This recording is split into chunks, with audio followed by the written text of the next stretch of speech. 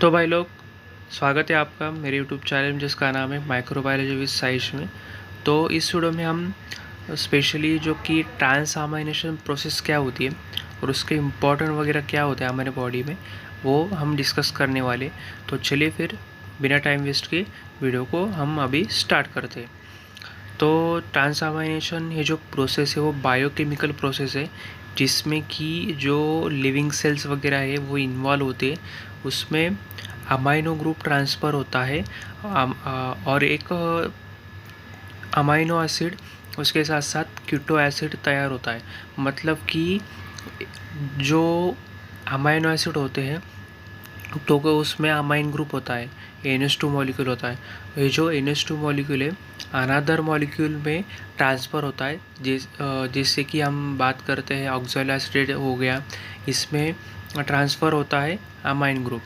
और amine group transfer होने के बाद उसमें से एक न्यू अमाइनो एसिड तैयार होता है जिसका नाम होता है एस्पेरेटिक एसिड। और ये जो एस्पेरेटिक एसिड है बाद में जाकर प्रोटीन सिंथेसिस में काम आता है, और जो भी सेलुलर प्रोसेस है उसमें हमें वो काम आता है।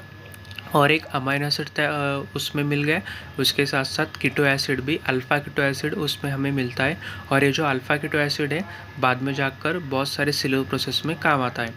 तो इसमें से मतलब कि जो ट्रांसअमाइनेशन प्रोसेस में क्या होता है, अमाइनो ग्रुप ट्रांसफ़र करने से एक न्यू अमाइनो एसिड फॉर्मेशन होता है, उसी के साथ साथ एक न्यू कीटो एसिड हमें मिलता है। तो उसके बहुत सारे क्रूशियल रोल हमारे बॉडी में देखने को मिलते हैं, वो हमें अभी डिस्कस करते हैं। तो सबसे पहले होता है अमाइनो एसिड सिंथेसिस में। मैंने अभी बताया आपको जो कि नॉन इसेंशियल अमाइनो एसिड होते हैं। मैंने आपको एग्जांपल दिया जो कि ऑक्सैलो एसिड जो मॉलिक्यूल है उसको अमाइनो ग्रुप ट्रांसफ़र किया जाता है उसमें। उसके साथ साथ ये जो ऑक्सैलो एसिड है उसका कन्वर्जन होता है एस्पेरेटेट में in the presence of amino transferase enzyme के माध्यम से। और ये जो कई एस्पिरेट वगैरह है बाद में जाकर जो क्या नाइट्रोजन बैलेंस हो गया, उसके साथ साथ स्टेबिलिटी देता है पूरी बॉडी को, और जो कि प्रोटीन सिंथेसिस में काम आता है। और मेन रोल क्या है ट्रांसअमाइनेशन का, मतलब कि जो अमाइनो एसिड सिंथेसिस होता है हमारे बॉडी में उसको मतलब कि सिंथेसाइज करने में मदद करता है। अमाइनो ग्रुप ट्रांसफ़र करता है एक मॉलिक्यूल से दूसरे मॉलिक्यूल में। और इसके साथ साथ अमाइनो एसिड डिग्रेडेशन भी काम आता है, जो कि डी अमाइनेशन जो कि अमाइनो एसिड का जो कि पाथवे होता है उसमें जो कि अमाइनो ग्रुप को रिमूव करने का भी ये काम हम ये जो कि जो ट्रांसअमाइनेशन ये जो प्रोसेस है वो उसमें होता है। उसमें क्या होता है जो कि अमीनो एसिड की लेवल जो कि बढ़ जाती है हमारी बॉडी में, उसको प्रिवेंट करने के लिए, और प्रिवेंट करने के बाद जो कि टॉक्सिक अमोनिया है उसको पूरी तरह रोकने के लिए, और जो कि डी अमाइनेशन का जो एंड प्रोडक्ट है अमोनिया उसको पूरी तरह प्रिवेंट करने के लिए, और अमाइनो एसिड लेवल की जो मात्रा है हमारी बॉडी में उसको रेगुलेट करने में जो कि ट्रांसअमाइनेशन प्रोसेस हमें उसमें काम करता है। उसके साथ साथ नाइट्रोजन मेटाबॉलिज्म में भी ये जो ट्रांसअमाइनेशन है काम करता है। वो कैसे काम करता है, मतलब कि वो हमारे बॉडी में जो कि नाइट्रोजन होता है उसको यूटिलाइज़ करता है, उसके साथ साथ उसको एलिमिनेट भी करता है। जैसे कि अमाइनो ग्रुप है ना रिमूव करता है अमाइनो एसिड से। और ये जो क्या होता है कि हमें मालूम है कि अमाइनो एसिड में अमाइनो ग्रुप होता है, तो उसको पूरी तरह से ट्रांसअमाइनेशन प्रोसेस पूरी तरह से उसको अमाइनो ग्रुप को जो कि ट्रांसफ़र हुआ है अमाइनो एसिड में उसको रिमूव करता है। रिमूव करने के बाद तो क्या होता है कि नाइट्रोजन के जो मात्रा वगैरह है उसको एकदम रेगुलेट हो जाती है, वो लेवल पर आ जाती है।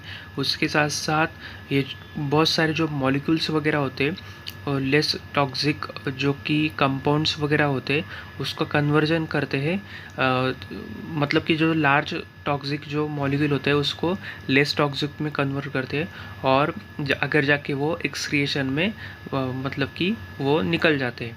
तो क्या करते हैं, मतलब कि नाइट्रोजन मेटाबॉलिज्म में जो कि नाइट्रोजन हमारे बॉडी में होता है उसको यूटिलाइज़ किया जाता है, उसके साथ साथ उसको एलिमिनेशन भी किया जाता है ट्रांसअमाइनेशन की प्रोसेस से। उसमें सिर्फ जो कि अमाइन ग्रुप है उसको रिमूव किया जाता है और बाद में जाकर वो यूटिलाइज हो जाता है और उसको एक एलिमिनेट भी हमारी बॉडी में से किया जाता है।